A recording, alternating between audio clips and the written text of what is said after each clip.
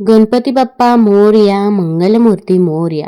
बाप्पाच्या कृपेने तुमच्या सर्व इच्छा मनोकामना पूर्ण हो. आज आहे वर्षातील शेवटची अंगारकी विनायक चतुर्थी. जेव्हा विनायक चतुर्थी किंवा संकष्ट चतुर्थी ही मंगळवारी येत असते तर तेव्हा त्या चतुर्थीला अंगारकी असे म्हटले जाते.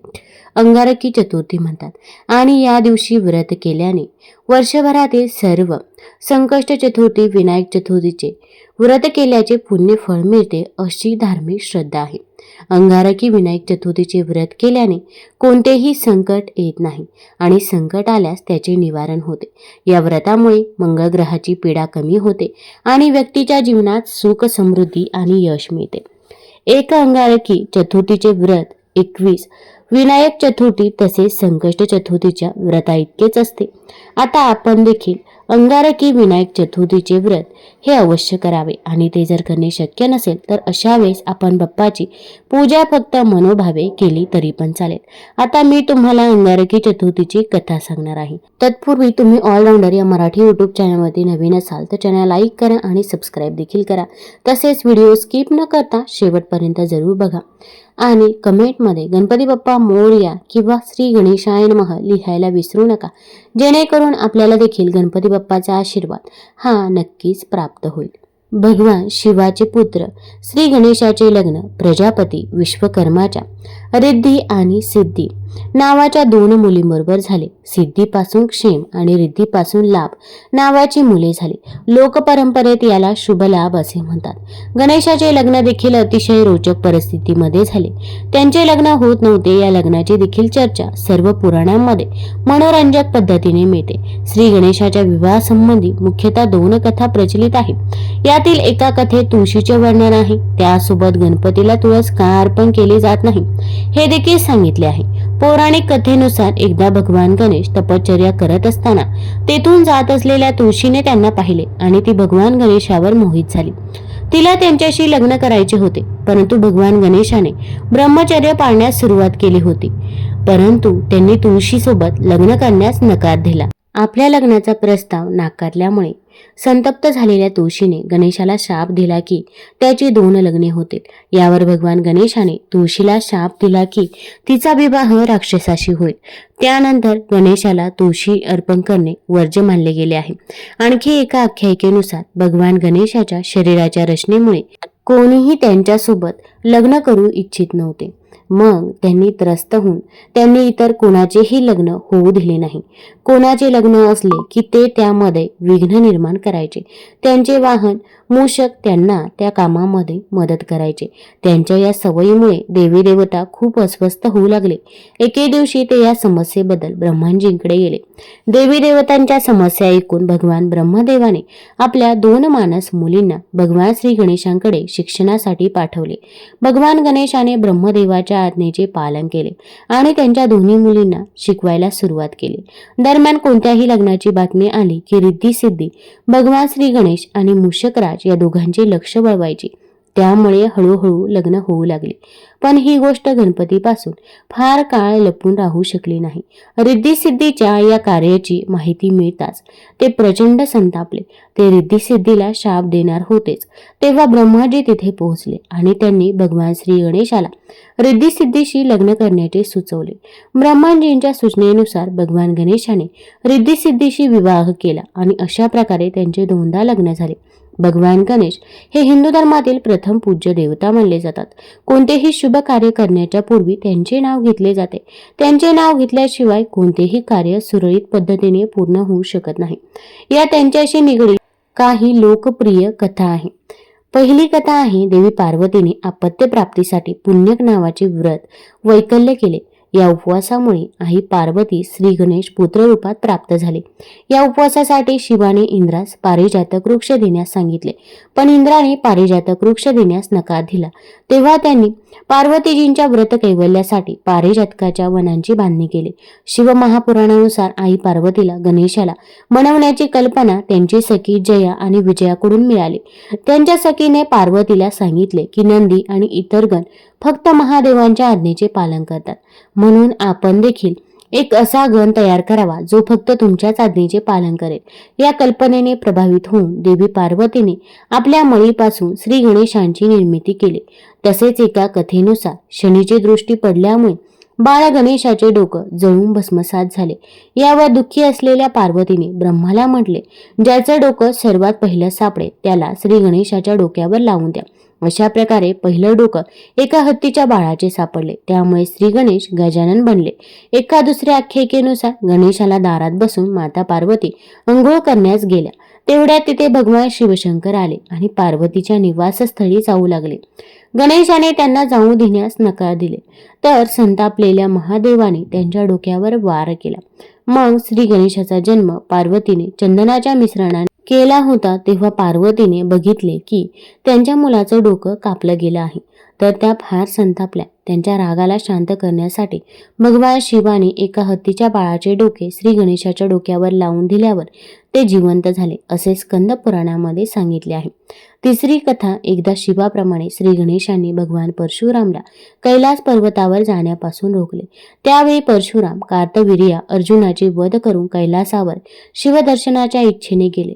असे ते शिवाचे अनन्य भक्त होते। गणेशाने रोखल्यावर ते गणेशाशी युद्ध करू लागले। गणेशाने त्यांना धूळ चाटवले। तेव्हा परशुरामने शिवाने दिलेल्या परशूचा वापर गणेशावर केला, ज्यामुळे गणेशाचा डावा दात तुटला। तेव्हापासून ते एकदंत म्हणवले जातात। चौथी कथा, भगवान विष्णूंचे लग्न देवी लक्ष्मी सोबत करण्याचे योजले। सर्व देवांना आमंत्रण मिळाले, पण गणेशाला काही दिले नाही। भगवान विष्णूंच्या मिरवणुकीच्या वेळी सर्व देव आपापसात चर्चा करू लागले की गणेश नाही। मग सर्वांनी विष्णूंना विचारले, तर त्यांनी म्हटले की आम्ही गणेशाच्या वडिलांना म्हणजेच महादेवांना आमंत्रण दिले आहे। जर गणेशाला वडिलांसोबत यायचे असेल तर ते आले असते। तर काही जण म्हणू लागले की ते जास्त खातात आणि ते आले तरी त्यांना घराच्या संरक्षणासाठी बसवून देण्यात येईल। नंतर ही गोष्ट गणेशाला समजताच त्यांनी आपल्या मूषक सैन्याला पुढे पाठवून वाटेला खालून पोकळ करून दिले। वराड तिथून निघाल्यावर रथांची चाके ही जमिनीत रुतली। बऱ्याच वेळा प्रयत्न केल्यावर देखील चाक नाहीच निघाली। सर्वांनी आपापल्या परीने प्रयत्न केले तरीही निघाले नाही। बऱ्याच जागेतून तुटायला देखील लागले। कोणालाही काही सुचत नव्हते की आता काय करावं। तेव्हा नारदजींनी सांगितले की आपण गणेशाचे अवमान करून चांगलं केलं नाही। जर आपण त्यांना मान देऊन आमंत्रित करा तरच आपले कार्य सिद्ध होऊ शकेल आणि हे संकट देखील टळेल। मग शंकराने आपल्या सेवक नंदीला पाठवले आणि ते गणेशाला घेऊन आले। गणेशाच्या आदराने पूजा करताच रथाची चाके निघाले। देवी पार्वतीला सर्व देवांनी अमृतापासून तयार केलेले एक दिव्य मोदक दिले। मोदक बघून दोन्ही मुले म्हणजेच कार्तिकेय आणि गणेश आईकडून मागू लागले। जेव्हा आईने मोदकाच्या महत्वाचे वर्णन करून म्हटले की आपल्या दोघांमधून धर्माच्या दृष्टीने श्रेष्ठ होऊन सर्व तीर्थक्षेत्रांना प्रथम जो भेट देईल त्यालाच हे मोदक मिळेल।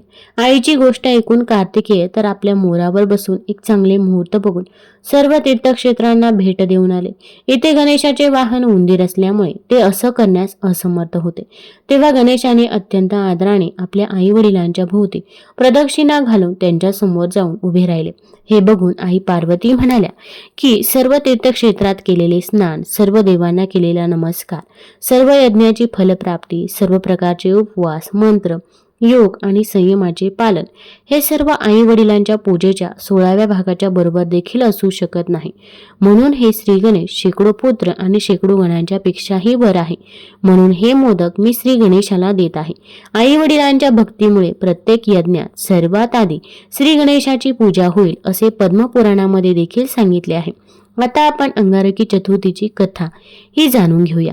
आपल्या हिंदू धर्मातील सहसा सर्व श्री गणेश भक्त संकष्ट चतुर्थीला तसेच विनायक चतुर्थीला उपवास धरतात।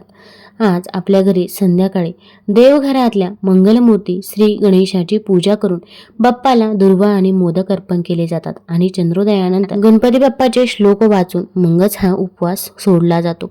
परंतु ही विनायक चतुर्थी जेव्हा मंगळवारी येते तेव्हा तिला अंगारकी विनायक चतुर्थी म्हणून संबोधित केले जाते।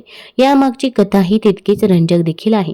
कृतयुगात अवंती नगरीत वेदवैद्य अग्निहोत्री ऋषी भरद्वाज हे महान गणेश भक्त असून त्यांनी त्या युगापासूनच मानव सृष्टीला गणेश पूजेचे महत्त्व पटवून दिले होते. या कथेनुसार भारद्वाज महर्षी यांच्या सल्ल्यानुसार सूर्यदेवाचा पुत्र सवन याची पृथ्वी देवाने 7 वर्षे देखभाल केली. त्यानंतर पुत्र सवनला ती महर्षीकडे घेऊन गेली. महर्षीने आनंदित होऊन सवनचा स्वीकार केला. त्याचा उपनयन सोहळा करून त्याला वेद आणि शास्त्रात पारंगत देखील केले. महर्षीने सवनला गणपती मंत्राची दीक्षा दिली आणि गणपतीची उपासना करण्यास सांगितले. सवनने गंगेच्या काठावर जाऊन श्री गणेशाचे ध्यान केले. हजारो वर्षे अन्न पाणी न घेता मंत्राचा जप केला. सवनची कठोर तपश्चर्या पाहून महाकृष्ण चतुर्थीला जेव्हा चंद्र उगवतो तेव्हा गणरायाने 8 हातांच्या रूपात सवनला दर्शन दिले. तो दिवस अंगारकी चतुर्थीचा होता. विविध शास्त्राने सजलेले 1000 सूर्यांपेक्षा अधिक तेजस्वी असं गणपतीचे रूप पाहून सवन गणपती बाप्पा समोर नतमस्तक झाला. त्याने गणरायाची भरभरून स्तुती केली. गणपतीने सवनला वरदान मागण्यास सांगितले. त्यावेळी स्वर्गातील देवतांसह अमृत पिण्याची परवानगी द्यावी आणि तिन्ही लोकांमध्ये त्याचे नाव मंगल म्हणून प्रसिद्ध व्हावे अशी विनंती सवनने केली. गणरायाने स्मित हास्य करत सवनची इच्छा पूर्ण केली. तसेच त्याचे नाव अंगारकी ठेवले आणि घोषित केले की ही चतुर्थी अंगारकी चतुर्थी म्हणून ओळखली जाईल आणि जो कोणी अंगारकी चतुर्थीचे व्रत करेल त्याला प्रत्येक कामात यश मिळेल. तुम्ही जर अंगारकी चतुर्थीचे व्रत केले तर 21 चतुर्थी केल्याची फलप्राप्ती या चतुर्थीमुळे होईल. गणरायाकडून वरदान प्राप्त झाल्यानंतर सवन मंगल म्हणून ओळखला जाऊ लागला. त्याने एक भव्य मंदिर बांधले आणि गणपतीची 10 हातांची मूर्ती स्थापित केली. त्याचे नामकरण मंगल मूर्ती असे केले. श्री गणेशाच्या या रूपाची जो कोणी पूजा करतो त्याच्या सर्व मनोकामना पूर्ण होतात असे म्हणतात. पृथ्वीपुत्राने अंगारकी चतुर्थीचे व्रत पाळले आणि परिणामी स्वर्ग आणि शाश्वत आनंदाची प्राप्ती त्याला झाली. म्हणूनच अंगारकी चतुर्थीचे व्रत हे सर्वात महत्त्वाचे व्रत मानले जाते. या व्रताच्या दिवशी सकाळपासून उपोषण करावे. सायंकाळी पुन्हा स्नान करून चंद्रोदय झाल्यावर गणेशाचे पूजन करावे. पूजेनंतर आरती म्हणून मंत्रपुष्प वाहून तुपात तळलेल्या 21 मोदकांचा नैवेद्य दाखवावा. चंद्रदर्शन घेऊन किंवा पाटावर चंद्राची आकृती काढून त्यावर गंध फूल वाहून नमस्कार करावा. अंगारकी महात्म्याची पोथी वाचावी. मग गणेशाचे स्मरण करत भोजन करावे. व्रतासाठी शारीरिक शुद्धता पाहिजे. कोणत्याही प्रकारे सूतक अडचण आल्यास फक्त उपोषण करून गणेश स्मरण करावे व रात्री चंद्रोदयानंतर साधे भोजन करून उपवास सोडावा. तसेच अंगारकी चतुर्थीला श्लोक म्हणून चंद्रदर्शन करूनच उपवास सोडावा. तसेच हेही ध्यानात असू द्यावे की कुणाच्याही सांगण्यावरून व स्वतःच्या मनाने कोणत्याही परिस्थितीमध्ये संपूर्ण दिवसाचा अखंड उपवास धरून दुसऱ्या दिवशी उपवास सोडण्याची पद्धत मात्र अवलंबू नये. कारण मुळातच बाप्पाला भूक अनावर होत असल्याने त्याला त्याचे भक्तगण उपाशी पोटी झोपलेले कदापि रुचत नाही. म्हणून त्यांच्याच आदेशानुसार चतुर्थीला चंद्रदर्शन करून उपवास सोडणे हे केव्हाही श्रेयस्कर आणि फलप्राप्ती निश्चित. आता याची फलश्रुती बघूया. संकष्टीप्रमाणेच या व्रताच्या आचरणानेही संकटे नष्ट होतात. लग्न जमतात, संतान प्राप्ती होते, कुटुंबातील व्यक्ती सुखरूप राहते, भांडणे मिटतात, परीक्षेत यश मिळते, पराक्रम घडतो, कीर्ती प्राप्त होते, मंगळग्रहाची उग्रता कमी होते. 21 संकष्ट चतुर्थी तसेच 21 विनायक चतुर्थी व 1 अंगारकी चतुर्थी यांचे फळ एकसारखेच असते. तुम्हाला जर ही कथा आवडली असेल तर चॅनल लाईक करा, सबस्क्राईब करा आणि कमेंटमध्ये गणपती बाप्पा मोरया जरूर लिहा. धन्यवाद.